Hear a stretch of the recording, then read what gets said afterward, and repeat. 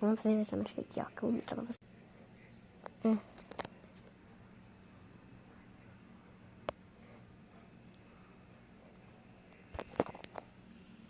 Atravessar.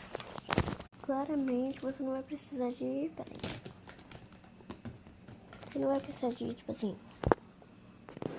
furar sua língua mesmo, né? Assim, não. Você tem que pegar um cabide de prado. Que seja fechado, né? Aí você vai no meio da seringa.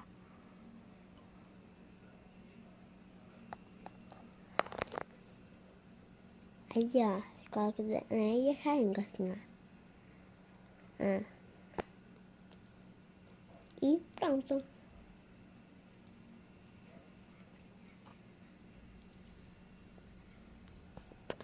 Depois eu vou ensinar do grampeador.